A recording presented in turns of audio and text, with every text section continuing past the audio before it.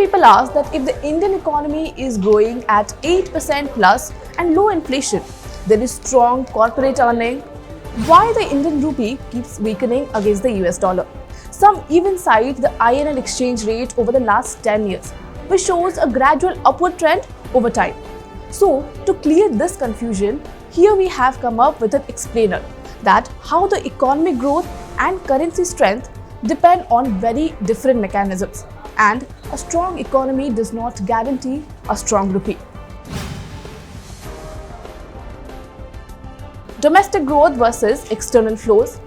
Domestic GDP growth reflects internal economic activity like consumption, production, investment, corporate profits, etc. That says little about how much foreign exchange or dollars is flowing into or out of the country. A currency's value is determined by demand for that currency in FX market, which depends heavily on international trade and capital flows.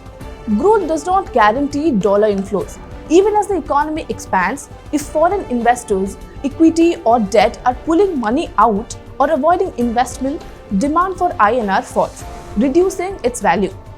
What's putting downward pressure on the rupee, despite good growth?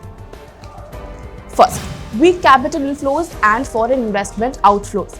Foreign portfolio investors, FPIs, and foreign direct investment, FDI, matter a lot. If they pull money out like selling Indian stocks or not renewing investments, demand for rupee drops. That reduces INR value. High import demand and trade deficit. India imports a lot of crude oil, electronics, gold, machinery, etc. When imports greatly exceed exports, more dollars are needed to pay for them. That pushes up demand for USD and puts downward pressure on INR. Global factors, strong dollar, global interest rate, differentials and risk outlook. If the US dollar is strong, for instance, due to higher US interest rates, or investors globally are moving money to safer assets like dollar, treasuries, currencies like the rupee tend to weaken. Global economic uncertainty or geopolitical tension often drives that. Delay in trade deals, external uncertainty, investor sentiment and hedging behavior. Uncertainty around international trade, like a delayed trade deal with the US, can shake investor confidence.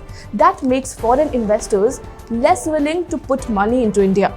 Also, importers may start buying dollars, increasing demand for USD and pushing down the rupee. The implicit exchange rate regime and market-driven rupee, not defending a fixed floor. Unlike fixed rate currencies, the rupee floats, even when fundamentals like growth, inflation look good, market forces, trade flows, capital movement, global dollar strength drive the rupee.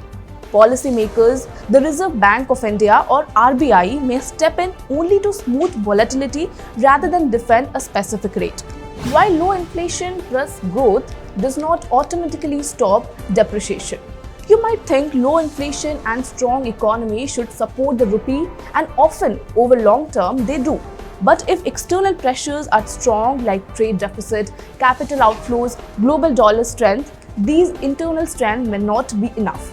Also, a currency depreciation isn't always bad. A weaker rupee can make India exports cheaper and more competitive globally. Some analysts have labeled current rupee weakness as the perfect medicine for elevated tariffs, implying that exporters may benefit. To precise, a strong economy is necessary but not sufficient to ensure a strong currency. External balance like trade and capital flows often plays a larger, more immediate role.